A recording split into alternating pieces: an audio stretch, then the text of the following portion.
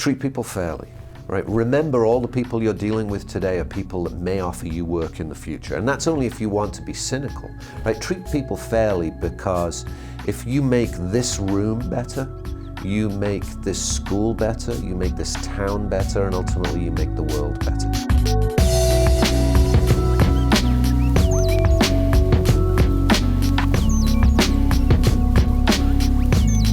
Paul, you inspire me in many ways. Having gotten to know you over these past many years and seeing what you have gone through and what you have turned your life around to where you are now, really is inspiring. And it's a message that I want many musicians to hear and learn, because you really have made it happen and took difficult times and turned these lemons into fantastic lemonade. So I want to hear your whole story. So just tell me kind of where music began to get you involved. You lived just outside of Liverpool when you grew up. I did. I grew up in a small town in Cheshire. Now, I've lived in the US for 27 years now, so I tend to tell people that I come from Liverpool, because if I tell them I come from Knutsford, spelt with a K, then they're just going to look at me like I have two heads. So I say Liverpool, it's clearer. The youngest of 5 children, 4 older sisters. I'm the only boy in the house. My mother was musical, my father was not. My eldest sister, who was 18 years older than me, she played guitar in the house my entire life. She contemplated running away to Woodstock. Now, at that time I was only 4 years old, so I don't remember, but these were the stories I heard. And she taught the guitar to my youngest sister, Sue, who became a professional musician aged 17. She signed a record deal with Pi Records, a subsidiary of EMI at the time. They've long since disappeared. And she did theater and other gigs, just working up. I was 9, 10 years old when she signed that deal. I think I had a typical sibling relationship. I think we pretty much hated each other until I saw her performing on stage. And I remember going to see her play at the Winter Gardens in Bournemouth on some old English variety performance. I was probably aged 10 years old. My parents and I drove down there, and of course I didn't want to go, it was going to be terrible. And then I remember seeing her walk on stage, and I burst into tears. I fell in love. We'd always listen to music in the house. My mom had the radio playing in the kitchen every day. And on that trip, when I was 10, in fact I was 9, because we went to a music store, and I asked my dad to buy me a pair of drumsticks. And we listened to music in the car on the 4-hour drive back up to Knutsford from Bournemouth. And I hit drumsticks on the back seat, on the headrest for the front seats, much to my parents' consternation. And really, that I don't know why I decided drums was the thing for me. There was never a consideration of any other instrument. You hear people talk about, I started with recorder or, violin. Not me. I went straight for the drums. The drums grabbed your heart. That was just what you felt. So where'd that lead to? Did you start taking lessons? Did you study? Well, I was one of those kids that always wanted to be really good at everything, and then got to be mediocre and lost interest, So when I told my dad I wanted to be a drummer, he was like, I'm not buying you a drum kit. That's not going to happen. But instead what he did is he bought me a snare drum and said, you've got 12 months to prove to me that you can be dedicated to learning this. Right? You're going to learn your rudiments, you're going to do all those other things, and if you stick with it for 12 months, then we'll revisit what we're going to do. And after 6 months, he bought me a hi-hat. Cymbals made by an old British company called Zyn. Z-Y-N. I think they may have been associated with Premier Drums. So I had this snare drum and a hi-hat cymbal, and I messed around on it, and I learned my rudiments for a year, and Dad bought me a Premier drum kit. And then we started scouting for lessons. And I had a teacher in Urmston, Manchester, a guy called Jeff Riley, who was marvelous. He was a jazz player. He played with Cleo Lane, if you remember, and Johnny Dankworth. John Dankworth, a phenomenal singing saxophone and singing group that was brilliant. Right. Now, the only problem with me taking drum lessons from Jeff Riley is his wife bred Burmese cats. And I am violently allergic to cats. And within 20 minutes of every lesson, I'd have snot running down my face, my eyes would be streaming, and my hands would be blotchy and itch. And he didn't care at all. It was, no, you're moving off the 8th note when you're playing that triplet. I'm like, okay, so. So I studied with him for a little while and started hanging out in music stores, especially a music store in Liverpool called Hessie's. It's an old store. I'm pretty sure it's gone now. We would, whenever I would go into the city, we'd go just hang out in Hessie's. And then there was a store in Manchester called Muir Music, and you could play music. It was the dirtiest, crummiest store you could possibly imagine, but musicians would go in there and jam. So that's when I started playing with people. Probably, I mean, my sister or my dad would take me in. I'd be 12 or 13 years old and I'd start playing. And then by the time I was 13, my sister was doing all these working men's clubs gigs, which used to exist in the north of England. I don't think they exist so much, but every factory had a social club, British legions, and people would throng to they just flock to those clubs on Thursday, Friday, Saturday nights. So I started going with my sister, and I did my first show where I got paid with her when I was 13 years old. How fantastic. And all covers, and she was the girl singer, so she'd go on first. Sometimes she'd do what's called a double, where she'd go on first at one club, and then we'd drive an hour to another club where she'd go on last, and then, drive home. What an incredible experience. Sue. No, it was incredible. Sue is a wonderful singer. Sue I've heard her sing. She is a seasoned pro. She has got an incredible voice, Yep. and consistently, and voice, very difficult to maintain that instrument. Oh, she's a killer. I mean, Yeah, she has sung on thousands of jingles, and she was a constant musical inspiration because she was a writer, and she was a singer, and she taught me how hard it is, because I could tell how good she was even when I was young, but she was still going into working men's clubs and singing "That Ain't No Way to Treat a Lady" while no one listened. Yeah. And it made me think, this is hard work. It's not glamorous. So where'd you go from that to the next professional stage? When I was a little older, I played in a couple of bands with people she had introduced me to. I completely bypassed that high school garage band thing. I played in one little pop band in middle school. I would have been in the 8th grade, and the other guys in the band were seniors in high school.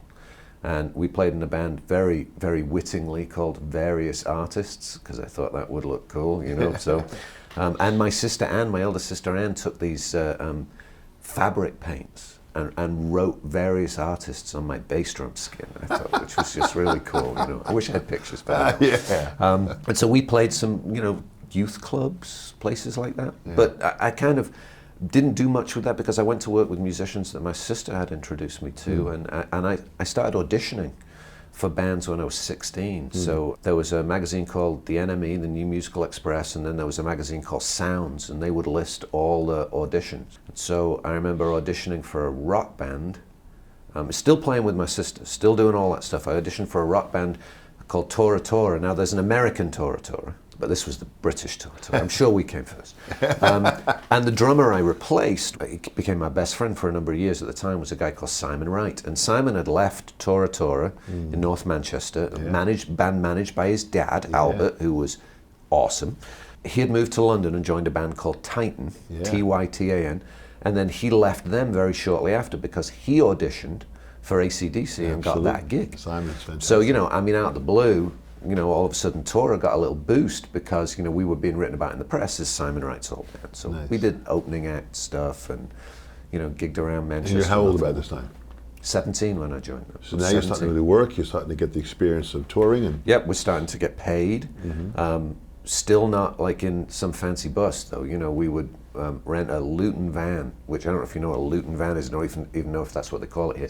It's one of those vans that's got part of the truck bed in the back goes over the cab. Yes. And we would load all our gear in that and mattresses and sleep in it. And you've never experienced cold in your life till you've slept in a steel-bedded Luton van where you have to crack the back door, otherwise you'll suffocate.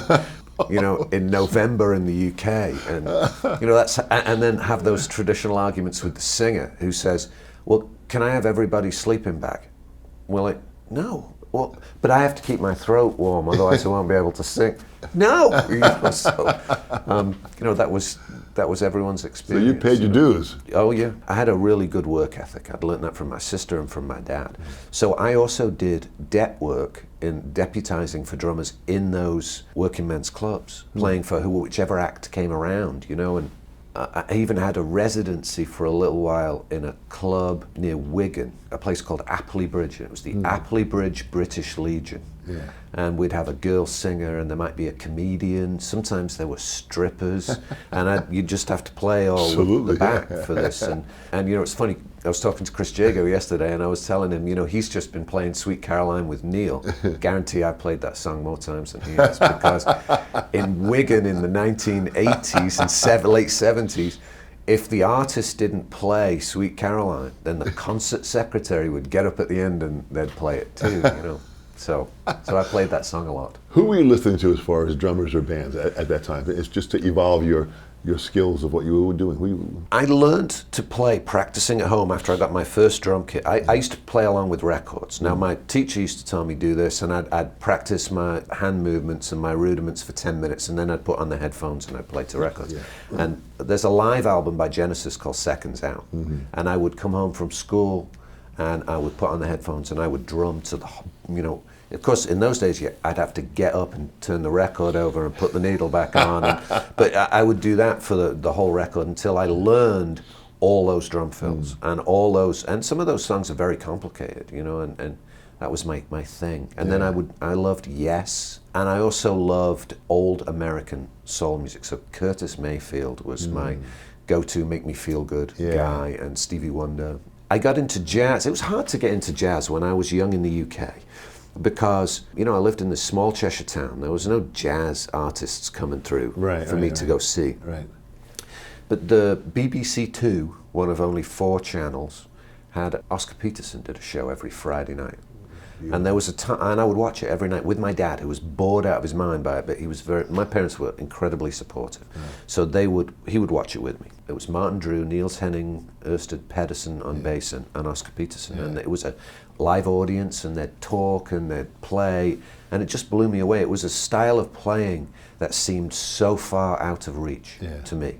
To have that control and finesse, to be able to play that complex patterns, but play them with such control and with such low dynamics. Absolutely. And I would watch it just in awe. And my dad told me in later years that the only reason he watched it was watching me watch it. and he would just watch me focus on Martin Drew doing these tiny movements. And Martin Drew, who was a fantastic drummer, and Oscar Peterson, for those that are listening, as a jazz piano player, he was just an incredibly skilled piano player. Oh, there was no one better for me. Influenced by Art Tatum, so if you go back and study and see that, so that was at least an influence that you were getting at that time, which was fantastic. Right, and then I'd see Buddy Rich on TV every now and again, and I think honestly, at age 18, maybe age 17, I could name 2 jazz drummers, Buddy Rich and Martin Drew. That was it. Didn't know anybody else. Interesting. And I had to search. Record stores were a big thing in it. So I would sometimes take the train and the bus into Manchester or Liverpool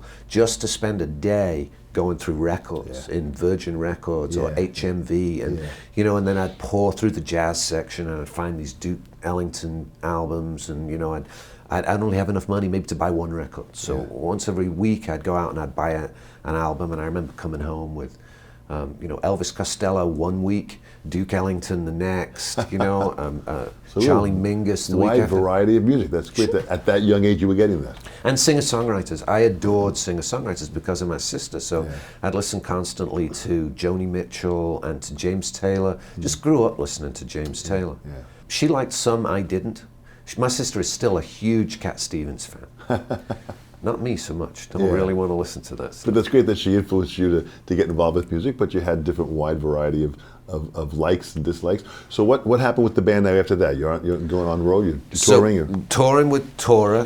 We dropped a Tora from our name, so instead of Tora Tora, we became Tora. The joke was if we'd kept going for a few more years, we'd be called So we toured. We opened up for a bunch of people. We played bad gigs and big gigs, and we got to play the Marquee in London and really cool places like that. And then I was again auditioning. I was looking for other bands to audition for, so I would travel to London and do auditions. Auditioned for a band that became Big Audio Dynamite, and I got callbacks.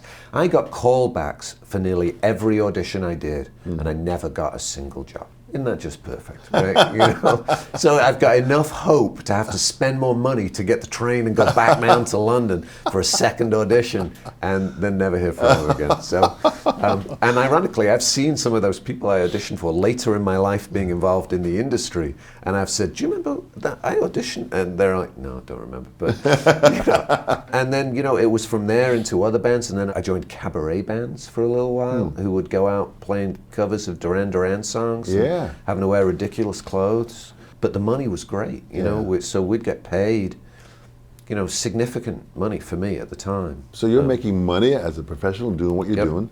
And loving it, and learning, and honestly, I was never the best drummer that anyone could hire, but I had skills which really helped me in my later profession of being a lawyer, and those skills were honed by being around people who were either egotistical or difficult.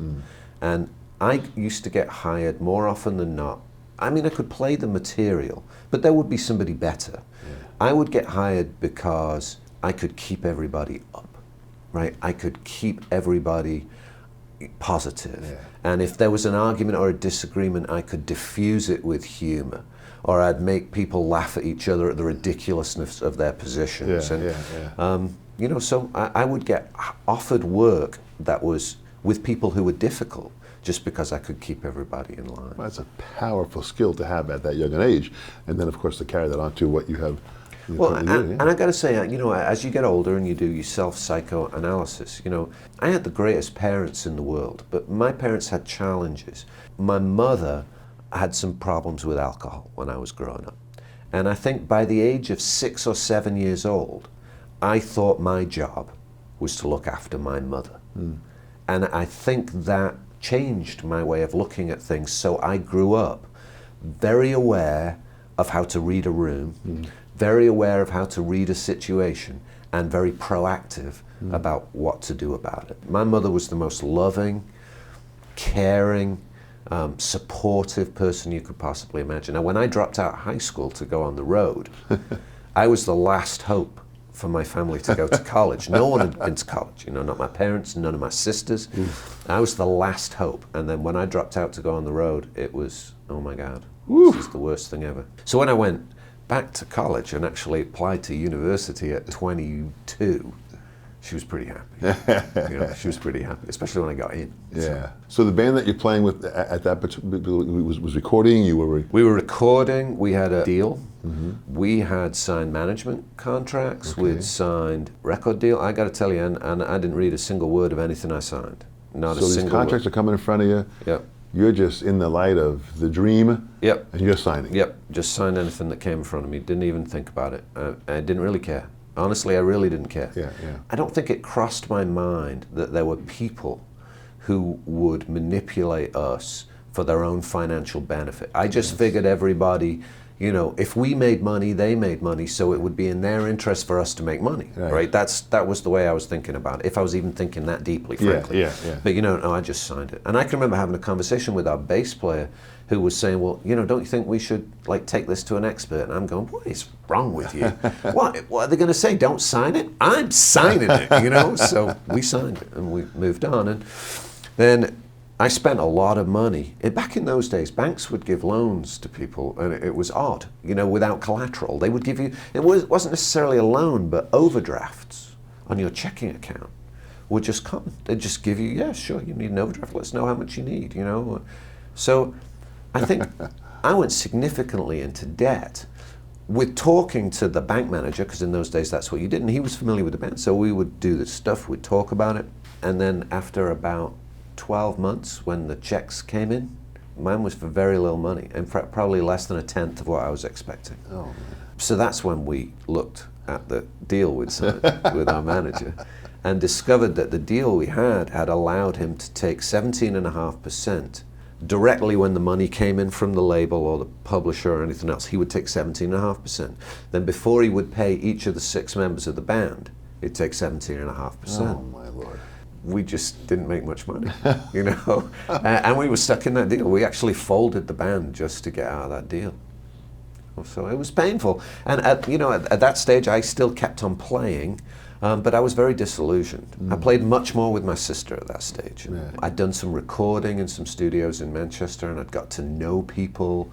And so I was constantly on the lookout to do what I could. But that was the stage I decided, I should probably get an education. So you go back to school. Yep. I was living in Manchester. I was playing in bands in Manchester. I had a lot of connections in Manchester, and I wanted to stay there. So I only applied to Manchester University and Manchester Polytechnic. Ironically, I applied to do law at Manchester Polytechnic, and they offered me a place. But I also applied to do American Studies at Manchester University for one reason and one reason only. In your third year of your American Studies degree, you did an exchange with an American university.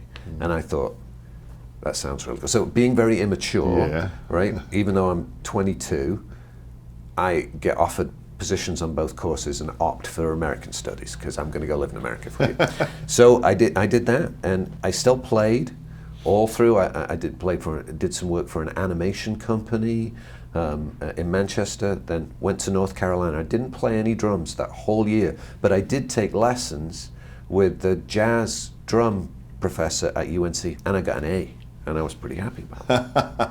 But what I learned being in the US was that there were just many more opportunities as far as venues and musicians to play. And I also discovered that, and I still think this bears true, of kind of a fundamental difference between the American and the British musician, which was the American musicians that I encountered were technically far more capable at a young age than the British musicians that I'd worked with, but they were nowhere near as creative. They couldn't do things with their 60 chords that the guys I'd worked with could do with 3. I was bringing a more rock sensibility, I think, into a more creative environment. And loved it, saw all these opportunities to play music, so went back to Manchester to finish my degree and thought I have to come back. So I applied to graduate school because I wanted to come back legally, and applied to only schools that were in musical areas. Did well in college and got into every graduate school I applied to, but none of them gave me any money. And as a foreigner, I wasn't allowed to work, and of course I had to pay out-of-state tuition, so I couldn't get a job, out-of-state tuition, and I got into Columbia, and I thought, well, I could go there if I lived under a bridge, right? I mean, how could I possibly exist, So I ended up going to LSU in Baton Rouge because they gave me money. They gave me a scholarship and a teaching assistantship, and for the first year, I played no music whatsoever. I worked my tail off to make all my history professors believe that I was self-motivated, really smart, and they didn't need to keep an eye on me. At the end of my first year, I bought a drum kit, and I started gigging out with local bands in Baton Rouge. And I joined a band called Rudy's Shoes, greatest blues band ever came out of Baton Rouge, I think. And we would gig, and we'd tour a little bit, and we'd go on the road, and I'd be gone from school for 2-3 weeks. They would call me and say, just check in, everything okay? I'd be like, oh yeah, I'm working really hard. Okay, no problem. No, honestly. So it took me 2.5 years to get my master's degree instead of the 2 years it was supposed to take me, but it's because I was doing what I wanted to do. What was it like going from England where you were to now Louisiana? What was the culture change like? That was dramatic. I could not believe the heat. Right, first of all, this will let you know how naive I was. I got off the plane in New Orleans, and this is back in the day when you didn't have a walkway, you actually came downstairs and crossed the runway. Right. The oppressive heat of August in New Orleans. As I'm making that walk, I turned to the guy next to me and I said, man, you'd think they'd shut the engines off so they didn't blow this heat out. And he just looked at me and said, welcome to New Orleans. And sure, it was unbelievable. But I fell in love with the food. I fell in love with the non-Americana nature of Louisiana. It's such a different place. Fell totally in love with New Orleans. I would drive down to New Orleans or catch the bus down to New Orleans every available opportunity.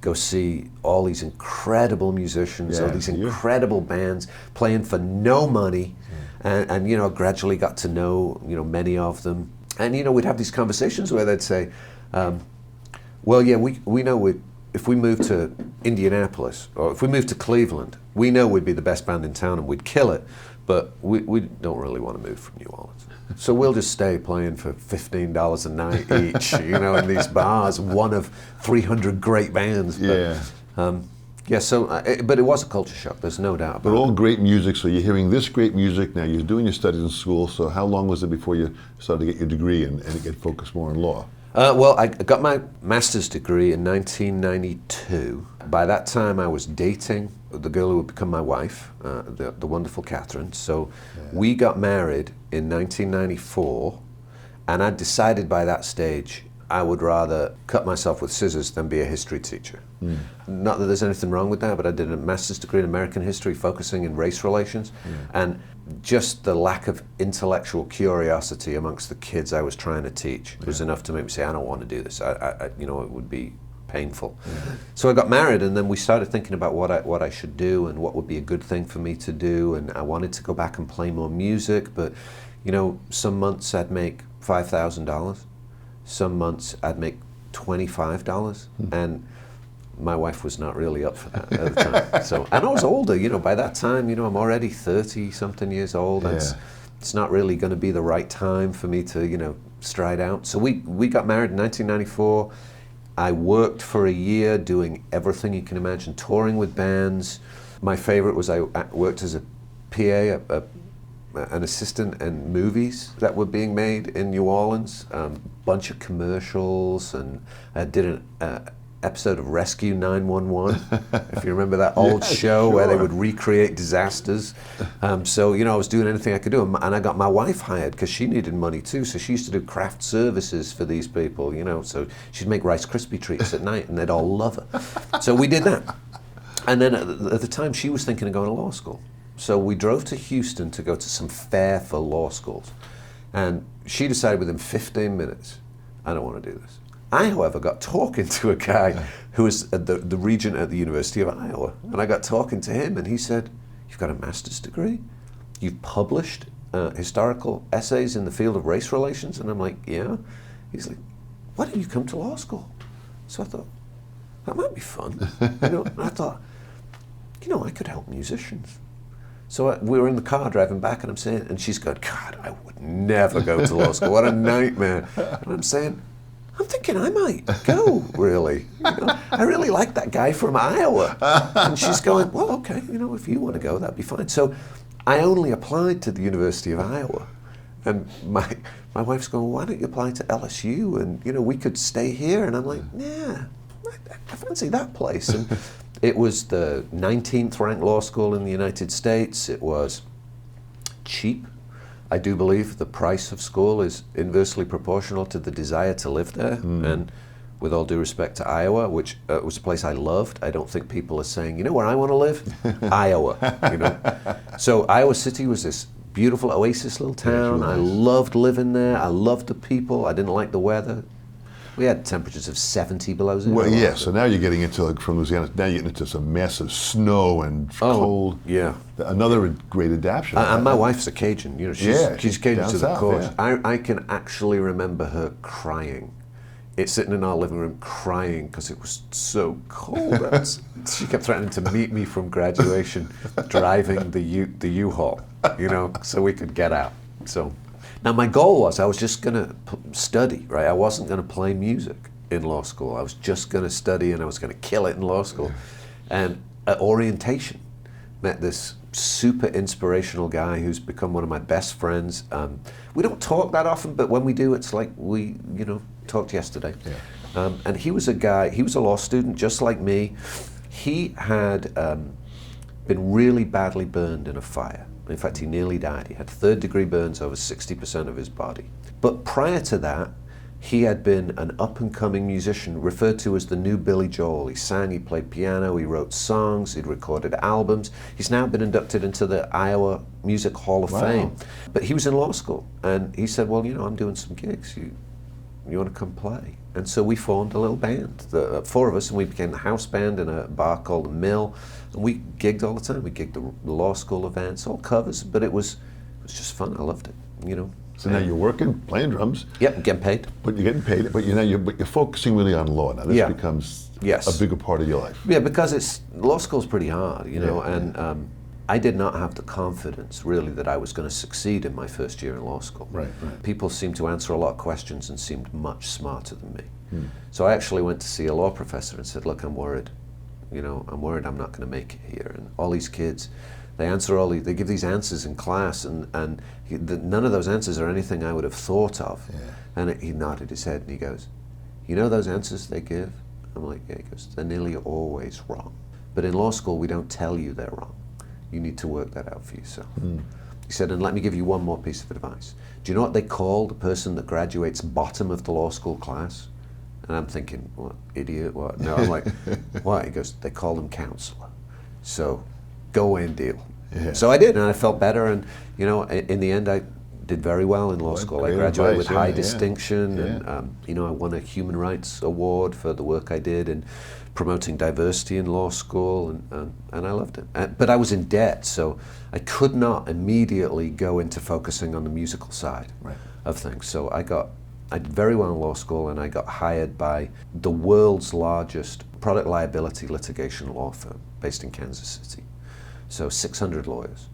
So I moved down there, and I did really, really well. But my wife did not like living in Kansas City. How long were you there for? I was there for 3 years. Okay. I passed the Missouri bar, but then my firm said, we're opening an office in Tampa, and we want you to stay with the firm, and we're aware that one of the things that can drive you away is when your wife doesn't like where you are. Right. So we moved. I said to Catherine, hey, they're opening an office in Florida, and she's like, let's go. So there was no discussion. We just bought a house. We just had our daughter. Wow. Emily was born in 1999, so we moved to Tampa. I started with their satellite office. What I discovered was that office was not a good fit for me. I did not work well with the people that were in that office. And so after a couple of years, I was pretty miserable. And in 2004, I started looking for another job. And I found the firm they found me, but the firm that I'm at now. And when I went to meet with them, they said, we want you to come here. Right? We think you're the type of person that will succeed here, but we want to know, what do we have to do to make you come here? And I said, I'd like the freedom to develop my own practice area. And they said, you need to do litigation for us on our institutional clients because that's where your skills lie. Right. But we will support you in any way we can to develop your own practice area as long as you do that as well. And I said, I'm in. So I started there in 2004. They made me a partner in 2006 when I started to bring in music clients, and I'm still at Saxon, Gilmore, and Caraway in Tampa, Florida. And we do everything. I'm the only one. I have an associate that works with me and a paralegal that we do music, film, entertainment, generally. And then, I still help the firm out with its general litigation. It's fantastic. Now talk about some of your clients, because you've got some fantastic people that are involved with you. I have. This is incredible. Well, it's odd because I'm in Tampa, so traditionally people have said, well, you can't be a music lawyer in Florida and have clients who aren't in Florida. But one of the things the internet has brought us is the truth of the matter. A lot of musicians, especially musicians, never go see their lawyer anyway. Everything is done by email and telephone. Right. And you know what a small industry it is, right? And I toured and I played with lots of people and I got to know lots of people. And so building up that network was not that difficult. So, you bring in one client and you do a good job, and word of mouth gets to somebody else and gets to somebody else. And then eventually you get a banner client who you do something good for, and then it leads from this, that, and it starts to snowball. So, I started this practice in 2007, 2006, 2007. I started building up the music practice. The drumming community is tight. So I started off really contacting drummers and helping them negotiate their endorsement deals and their tour riders and their record deals for their solo projects and reviewing their publishing contracts and all that type of stuff. So I started, and then Modern Drummer did a little write-up on me through my friend Billy Amendola, and they referred to me as the drummer's lawyer. It took me 10 years to stop people referring to me as the drummer's lawyer, because I'd actually also like to represent other musicians, because I'd had bass players say to me, well, man, I'd love you to help me, but I know you're the drummer's lawyer. And I'd be like, no, I'm not, So I'd done legal work for, a ton of folks who are well known, whether it was with Peter Erskine and J.R. Robinson and Bernard Purdy and John Blackwell. I did stuff for John for years. He was my first major banner client, and he introduced me to a lot of other folks. And John, who had been with Justin Timberlake, had been with Prince. I mean, he did so Right. many great things. So you were involved with the negotiation of all that. Yeah. So what happens? So now you're doing all this here. When we do the sessions panel, which is where we go to the universities and we open up this information, it's always amazing that when you get up to speak, the audience lightens up because what you have to offer is really what they need to hear. I think so too, Yeah. and it's very rewarding when I think they think that too. Yeah. But truthfully, there are a lot of people who speak, Dom, on panels who don't speak well. Yeah. And we've all been to see panels with people that don't speak well. And you're the best speaker I've ever seen. You know how to motivate, and you think in paragraphs, and you know how to finish your thought and round back to where you're supposed to be. And I speak for a living. I'm supposed to be good at it. I advocate and articulate in front of judges and juries. I'm supposed to be able to speak to a crowd of people. So getting up and talking about something I'm passionate about, that I have experience in, is not a challenge, I don't think. And although I represent some of these great clients, my goal in getting into this was always to get to people, to stop them making those mistakes that I made. That was always my goal. And I remember I'd done some work for Drum Channel, and I'd done some work for Don Lombardi, and at some stage he had flown me out to LA, and I'd done a drum camp talking about drumming and the law. And I did a thing on Drum Channel with Terry Bozzio and Jonathan Moffat, and I was starting to do more and more speaking engagements. And then out of the blue, like an angel, came a call from Jules Follett, and I didn't know who she was. I'd seen actually on Facebook the Sticks and Skins book, but I didn't really know who she was. And she called and said, listen, I'm trying to do this thing. We want to go out and teach kids about the music industry, and I want to have a lawyer on the panel. Are you interested? And I thought, oh my God, this is exactly what I want to do, but I have no idea who this person is. What does she really want? And so I said, yeah. So she said, well, would you like to meet? Okay, so we'd go to a meeting in Terra Verde, and in Florida, and Jules turns up with her crew, and I'm thinking, this is a bit odd. I don't really know what's going on. So we just talk, and then at the end I leave, and I said to them, well, if you would consider me for this, I would absolutely like to do it. And I got a call a couple of days later and said, we're doing our first sessions panel at MI, Musicians Institute in California, and we'd like you to be on the panel. So I'm like, okay, well that would be great. Don't worry. You can put me in a La Quinta. I'll put me on a per diem. I won't spend much money. She's like, no, you'll stay with all of us. Everyone is treated the same. And I'm thinking, okay, well this is fantastic. Let's go do it.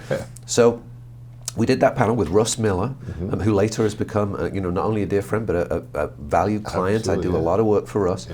We go out, we sit on the panel, and I think it goes well, right? But at the end of the panel, all I'm doing is trying to find Liz and Sharon so I can say, this was the greatest thing I've ever been involved in. Do you think she'll ask me again? and Liz was like, oh, I think she'll ask you again. So now you and I have done, well, let me see, I've missed 2 since 2011 when my son was in the hospital, right? You've missed 2. One for attending a funeral, and the other one when you were, what was it? Maybe you only missed 1. I think I might have missed 1. So we've done what, 37, 38 of these panels, worldwide, and what Jules has put together, and her team. You mentioned Liz and Sharon; those are the assistants that implement this whole thing.